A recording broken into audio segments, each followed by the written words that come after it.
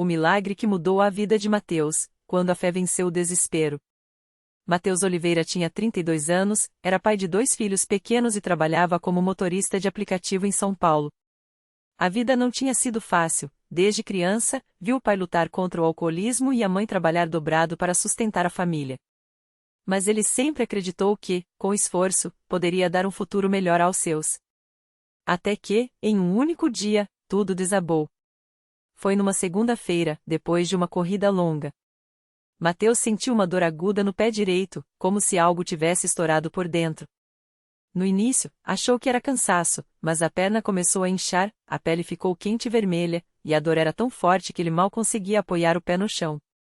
No hospital, o diagnóstico foi implacável: trombose venosa profunda, com risco de embolia pulmonar. Os médicos disseram que, se o coágulo se soltasse, poderia matá-lo em minutos. Pior, o tratamento era caro, e o plano de saúde básico que ele tinha não cobria os medicamentos mais eficientes. Senhor, com esse salário, como vou pagar tudo isso? Pensava, olhando para as receitas e os exames que não entendia direito. As contas começaram a se acumular. O aluguel atrasou, a luz foi cortada, e a esposa, Ana, chorava todas as noites, com medo de perder o marido e ver os filhos passando fome.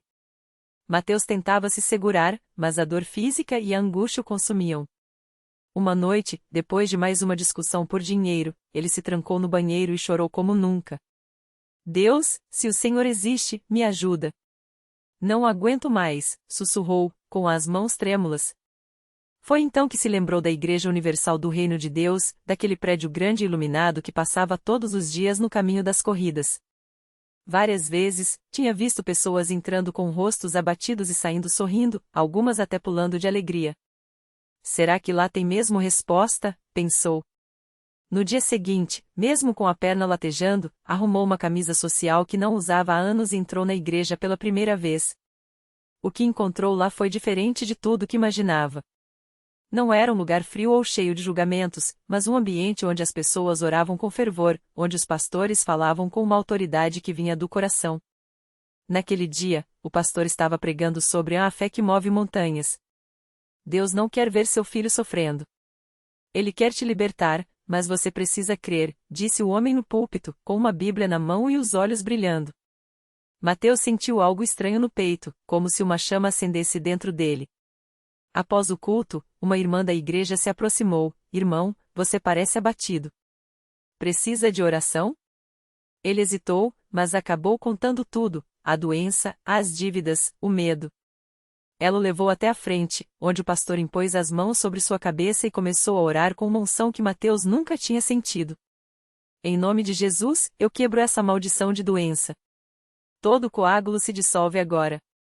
O sangue de Jesus purifica suas veias. O pastor ungiu sua testa com óleo e ordenou: ande, meu irmão.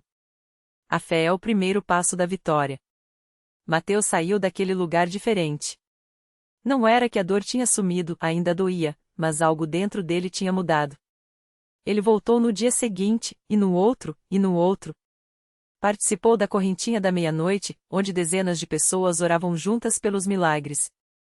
Aprendeu sobre o dízimo e as ofertas, não como obrigação, mas como um ato de fé. Deus não precisa do seu dinheiro, Ele quer o seu coração, ouvia o pastor dizer. Mesmo com pouco, Mateus começou a separar sua oferta, crendo que Deus multiplicaria o que lhe restava. Uma semana depois, durante a fogueira santa de quarta-feira, algo extraordinário aconteceu. Enquanto o pastor orava pela congregação, Mateus sentiu um calor intenso percorrer seu corpo, como se uma corrente elétrica passasse por suas veias. De repente, a dor no pé, aquela dor constante que o acompanhava há dias, simplesmente desapareceu. Ele olhou para baixo, mexeu os dedos, apoiou o pé no chão, e não sentiu nada. Nenhuma pontada, nenhum incômodo. Glória a Deus, gritou, sem conseguir segurar as lágrimas. As pessoas ao redor começaram a louvar, e o pastor, emocionado, disse: isso é o poder de Deus, meu irmão. A fé te salvou. No dia seguinte, Mateus voltou ao hospital para novos exames. O médico, espantado, comparou as imagens: o coágulo tinha sumido. Isso não tem explicação médica, admitiu. Mateus sorriu e respondeu: tem sim, doutor. Chama-se milagre. Quando chegou em casa, Ana não acreditou até ver os exames. Eles choraram juntos, agradecendo a Deus. Mas o milagre não parou por aí. Mateus começou a frequentar as campanhas de prosperidade da igreja, como a campanha dos 318 e a campanha de Israel. Aprendeu que a fé não era só para a saúde, mas para todas as áreas da vida. Começou a declarar: "Eu sou mais que vencedor em Cristo Jesus." Em poucos meses, as dívidas foram quitadas, ele conseguiu um emprego melhor como motorista de uma empresa, e até a luz voltou para sua casa, não por acaso, mas porque Deus estava restaurando tudo. Hoje, Mateus é um dos que estão na frente do altar, dando testemunho para outros que chegam quebrantados. "Eu já estive no lugar de vocês", diz, com os olhos brilhando. "Já pensei que não tinha saída. Mas Deus é fiel. Ele não desampara seus filhos." Ele fala sobre a importância de persistir na fé, de não desistir na primeira batalha. A oração forte, a unção, a corrente de fé, tudo isso é real. Deus usa a Igreja Universal para operar milagres. Sua vida agora é um testemunho vivo de que, onde o homem diz é impossível, Deus diz eu sou possível. E a lição que ele mais gosta de compartilhar é esta: a fé não é esperar que Deus faça algo por você. É crer que Ele já fez e agir como se já tivesse recebido. Porque no altar da Igreja Universal, Mateus não só encontrou a cura para seu pé, encontrou a cura para sua alma. A vida de Mateus depois daquele milagre virou um farol para muitos que ainda caminhavam no escuro. Ele não se contentou em apenas receber a bênção, queria ser um canal para que outros também experimentassem o mesmo poder de Deus. Toda semana, ele estava lá, na CCB, não só como um frequentador, mas como um servo. Auxiliava na recepção, orava pelos que chegavam com o coração partido, levava palavras de ânimo para quem parecia não ter mais forças. Um dia, uma senhora chamada Dona Maria chegou à igreja arrastando os pés, o rosto marcado pela dor. Ela carregava nas mãos um exame médico que confirmava o que os médicos já tinham dito: um tumor maligno no útero, em estágio avançado. "Já fiz quimioterapia, radioterapia, tudo o que tinha direito. Os médicos disseram que não há mais o que fazer", ela contava entre lágrimas, enquanto Mateus a escutava com atenção. Ele não ofereceu palavras vazias, nem promessas genéricas. Só lhe estendeu a mão e disse: "Vem comigo." Levou-a até o altar, onde o pastor já estava em oração. Mateus colocou as mãos sobre os ombros de Dona Maria e começou a clamar em voz alta: "Senhor, o mesmo Deus que me curou do pé gangrenado é o Deus que está aqui agora. Não há doença que resista ao teu poder." A igreja inteira se uniu na corrente de fé. Alguns choravam, outros levantavam as mãos, todos crendo que aquele seria mais um milagre. 3 semanas depois, Dona Maria voltou à igreja, mas dessa vez não era com lágrimas de dor, e sim de gratidão. Nas mãos, trazia um novo exame. O tumor havia sumido. Os médicos não tinham explicação. Eles disseram que foi um erro no primeiro laudo, ela contava, rindo entre lágrimas. "Mas eu sei a verdade, foi Jesus. Foi a fé. Foi a oração dessa igreja." Mateus abraçou-a forte, sentindo o coração transbordar. Isso é Deus, Dona Maria. Ele não muda. Ontem fez por mim, hoje fez por você, amanhã fará por mais alguém.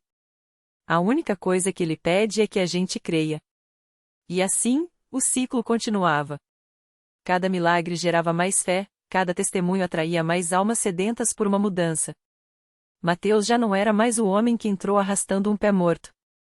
Agora, era um guerreiro de Deus, um daqueles que não se calam diante das batalhas, mas que levantam a voz e dizem: "O diabo é mentiroso. Deus é maior." Ele aprendeu que o milagre não era só a cura do corpo, mas a transformação da vida. Antes, vivia amargurado, cheio de revolta contra o mundo. Hoje, acorda com um propósito: levar esperança. Sua casa virou um ponto de apoio para quem precisa de oração. Sua família, que antes o via como um fardo, agora o admira como um exemplo de fé. Muitas pessoas perguntam: por que Deus permite o sofrimento? Ele costuma dizer nos cultos. Mas eu pergunto: por que Ele não nos abandonou no sofrimento?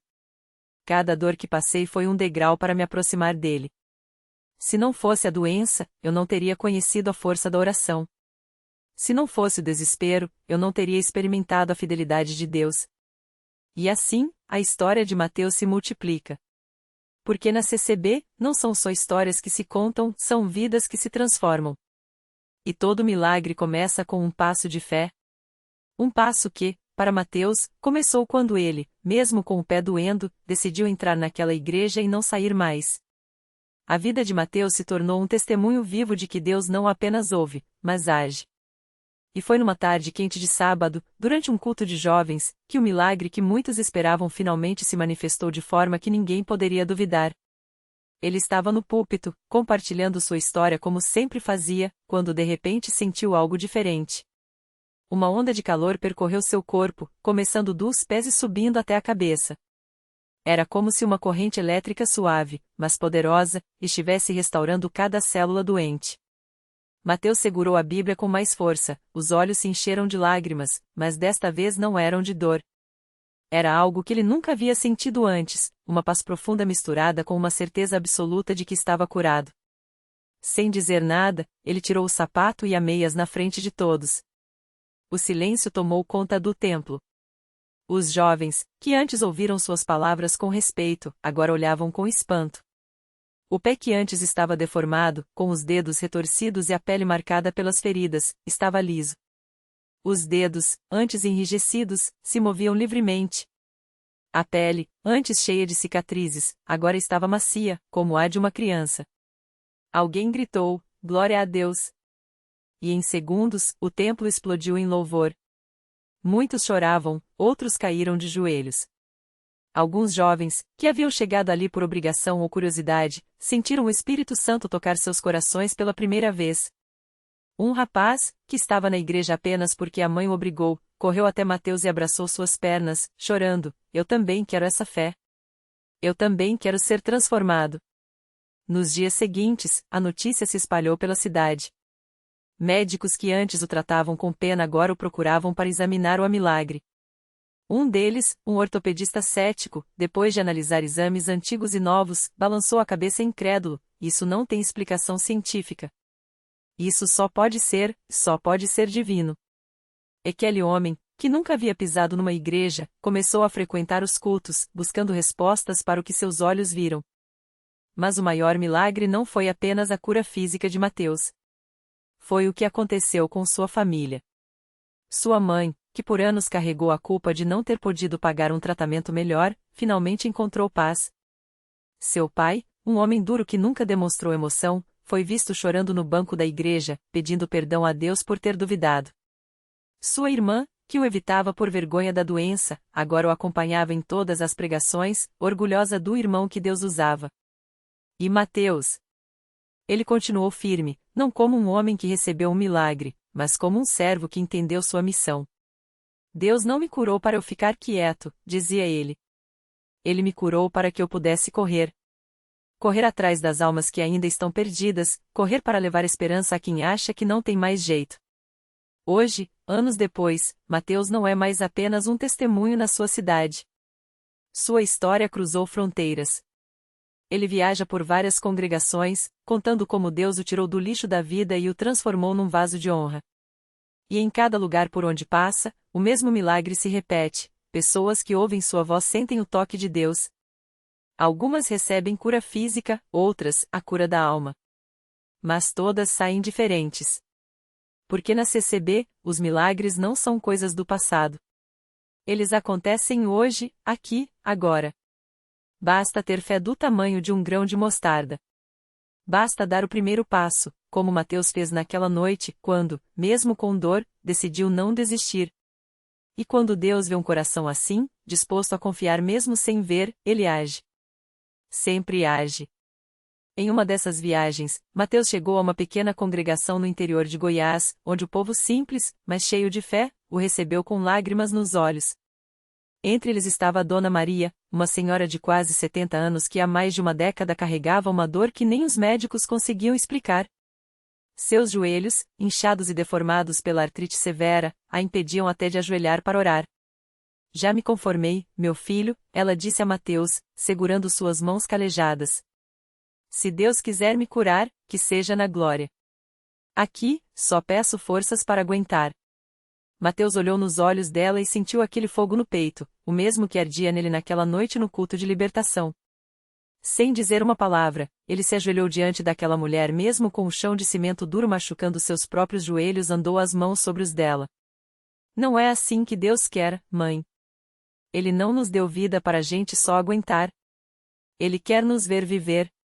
E então, com voz firme, começou a orar: Senhor, o mesmo Deus que me tirou do vício, que sarou minhas feridas, que me deu uma nova família, toca agora nesta serva tua.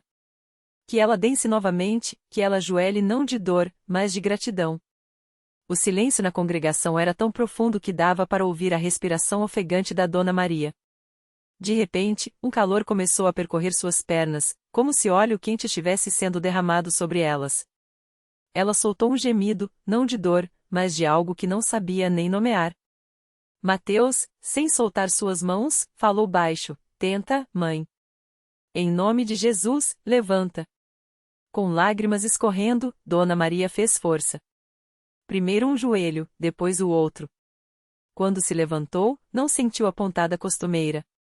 Caminhou alguns passos devagar, como quem testa o chão depois de uma tempestade. E então, como se não pudesse mais conter, dobrou os joelhos. Não por dor, mas para ajoelhar. E quando se levantou de novo, foi para dançar. Sim, dançar, ali mesmo, no meio da congregação, com os braços erguidos e os pés leves como os de uma menina. O povo explodiu em glórias. Homens tiraram os chapéus, mulheres choravam abraçadas. Um jovem no fundo, que havia ido ao culto só porque a mãe insistiu, viu aquela cena e sentiu algo estalar dentro dele. Era o mesmo que acontecerá com Mateus anos antes, a certeza de que, se Deus podia fazer aquilo, ele podia mudar sua vida também. Naquela noite, ele entregou os vícios ao Senhor e nunca mais voltou atrás. Dona Maria, hoje, é uma das intercessoras mais fervorosas da congregação. Toda vez que alguém chega desanimado, ela conta sua história e repete o que Mateus lhe disse: Deus não quer que a gente só aguente. Ele quer que a gente viva. E assim, como uma corrente, o milagre continua. Porque na CCB, quando uma vida é transformada, ela vira semente. E onde cai uma semente regada pela fé, nasce um milhar. Mateus segue sua jornada, agora com uma certeza ainda maior: os milagres não são para serem guardados, são para serem compartilhados. Cada cidade, cada rosto, cada história que ele toca é um lembrete de que Deus não escolhe os capacitados, ele capacita os escolhidos. E os escolhidos, muitas vezes, são aqueles que o mundo já desistiu. Mas na CCB, ninguém é descartado. Porque onde há fé, há esperança. E onde há esperança, Deus faz o impossível. Sempre. Em uma pequena cidade do interior de Goiás, onde o sol castiga a terra rachada e o vento leva o cheiro de poeira e sonhos adormecidos, vivia Dona Maria. Viúva há mais de 10 anos, ela criava sozinha os 3 netos que a vida lhe havia deixado depois que sua filha, vítima das drogas, não resistiu à luta. As pessoas no bairro falavam baixo quando ela passava: coitada, já sofreu tanto, agora ainda tem que aguentar aqueles meninos. Os mais cruéis diziam que os netos seguiriam o mesmo caminho da mãe, que o sangue falava mais alto. Dona Maria orava todas as noites, mas as contas não paravam de chegar, e os olhares de pena doíam mais que a fome. Até que um dia, enquanto arrumava a barraca de doces na feira, ouviu um jovem pregando com uma Bíblia na mão. Era Mateus. Ele não falava como os pastores que ela já tinha visto na TV, cheios de promessas de riqueza. Falava de um Deus que via as lágrimas escondidas, que transformava cinzas em beleza. Algo dentro dela estremeceu. Vem, vovó, disse o menino mais velho, João, puxando sua saia. Esse moço tá falando de Jesus como a senhora fala. Ela se aproximou, envergonhada, achando que não seria bem-vinda. Mas Mateus sorriu como se a conhecesse há anos e disse: A senhora não tá aqui por acaso. Deus tá te chamando para ver que ele não esqueceu de você. Naquela noite, Dona Maria entrou pela primeira vez na congregação cristã no Brasil. Não tinha roupa bonita, não sabia os cânticos, mas sentiu algo que há muito não experimentava: paz. Quando o irmão que presidia a reunião pediu para que quem precisasse de oração levantasse a mão, ela hesitou. Mas João, com seus 10 anos de sabedoria precoce, segurou sua mão e ergueu as duas juntas. Senhor, orou o irmão, esta serva tem carregado fardos que não são dela. Mas o Senhor disse que os teus jugos são suaves. Hoje, quebra essas correntes. Não houve trovões, nem luzes brilhantes. Mas quando Dona Maria abriu os olhos, sentiu como se um peso de anos tivesse sido tirado de suas costas. Os netos, que antes brigavam o tempo todo, começaram a se abraçar mais. O mais novo, que mal falava, sussurrou no ouvido dela: Vó, eu sonhei com Jesus. Ele estava sorrindo. Nos dias seguintes, coisas pequenas mas impossíveis começaram a acontecer. Uma vizinha que devia dinheiro a ela apareceu com o valor completo, sem ela nem ter pedido. O dono da padaria, que sempre lhe dava pão duro, chegou com uma caixa de doces e disse: Toma, Dona Maria. É para vender. Deus me mandou ajudar. E o mais surpreendente, João, que repetia de ano a 2 anos, voltou da escola com um bilhete da professora: Ele está lendo melhor. Não sei como, mas é como se tivesse desbloqueado. Uma tarde, enquanto ela contava as moedas do dia, bateu na porta uma mulher que ela não via há anos, sua cunhada, que sempre a criticava por a viver de esmolas. Mas dessa vez, os olhos da mulher estavam cheios de lágrimas. Maria, eu tive um sonho. Vi você de joelhos, e uma luz te cobrindo. Aí acordei com uma voz dizendo: Vá até ela, que lá você vai encontrar a resposta. A cunhada engoliu o choro. Eu tô doente. Os médicos disseram que não tem jeito. Mas eu acreditei que era para vir aqui. Dona Maria não pensou 2 vezes. Pegou a mão da cunhada e disse: Então vamos. Porque onde Deus abre uma porta, Ele não fecha a janela. Vamos buscar o milagre. Na congregação, as irmãs oraram por elas. Não foi instantâneo. Foram semanas de fé, de idas ao médico, de exames que iam e vinham. Até que um dia, o resultado chegou: remissão total. Sem explicação médica. A cunhada, que antes zombava da fé, agora chorava nos cultos, agradecendo. Os netos de Dona Maria foram batizados. João, o menino que todos diziam que seria um marginal, hoje é diácono jovem e sonha em ser missionário. E Dona Maria? Ela está lá, toda domingo, com seu vestido simples e seu sorriso largo, distribuindo doces para as crianças depois do culto. Quando alguém pergunta como ela conseguiu, ela apenas aponta para o céu e diz: Deus não muda as coisas para a gente ficar bem. Ele muda a gente para a coisa ficar bem. E na CCB, ele faz isso todo dia. Porque milagre não é só curar o corpo. É restaurar a família, é dar propósito ao que estava perdido, é fazer brotar vida onde só havia deserto. E assim, como uma onda que não para, a história de Dona Maria se junta à de Mateus, que se junta à de milhares que, como sementes, foram plantadas na terra boa da congregação. E onde cai uma semente regada pela oração, Deus faz crescer não só uma árvore, mas uma floresta de vidas transformadas. Porque na CCB, o impossível é só uma oportunidade para Deus mostrar que Ele ainda faz milagres. Sempre. O milagre completo. Dona Maria não sabia, mas sua história estava apenas começando.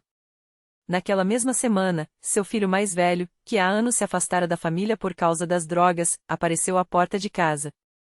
Magro, com os olhos fundos, mas com um brilho novo. Mãe, sonhei com o senhor de branco que a senhora sempre fala. Ele me disse: volte, que lá tem pão. O abraço entre eles foi tão apertado que as lágrimas molharam a blusa que ela usará no culto. No domingo seguinte, o jovem subiu ao púlpito. Não para dar testemunho, mas para pedir perdão. E ali, entre soluços e sorrisos, a congregação inteira se levantou, não para julgar, mas para celebrar. Porque na CCB, o milagre não era só o filho de volta, era a família inteira sendo costurada de novo, fio por fio, pela agulha da graça. Anos depois, aquele mesmo jovem, agora um obreiro, ajudava a distribuir doces para crianças, assim como sua mãe fizera. Uma delas, de mãos pequenas e olhar curioso, perguntou: Como Deus faz esses milagres, tio? Ele se ajoelhou, olhou nos olhos dela e repetiu as palavras que ouvira anos antes: Deus não muda as coisas para a gente ficar bem. Ele muda a gente para a coisa ficar bem. Reflexão final. Milagre não é só o que vemos, é o que sentimos quando o impossível se torna pessoal. É a mãe que reza até as palavras acabarem, o filho que volta quando todos desistiram, a comunidade que se torna família quando o mundo vira as costas. Na CCB, não se conta milagres, vive-se. Porque fé não é esperar por um sinal, é ser o sinal de que Deus ainda escreve histórias com finais que o mundo não ousa sonhar. Lição de vida. Deus não tira as pedras do caminho, ensina a pisar nelas para chegar mais alto. O milagre não está em evitar a tempestade, mas em dançar na chuva sabendo que, do outro lado, há uma floresta crescendo onde antes só havia poeira. E você? Já parou para olhar as sementes que está plantando? Porque na terra boa da oração, até uma lágrima rega 1 milhão de amanhãs.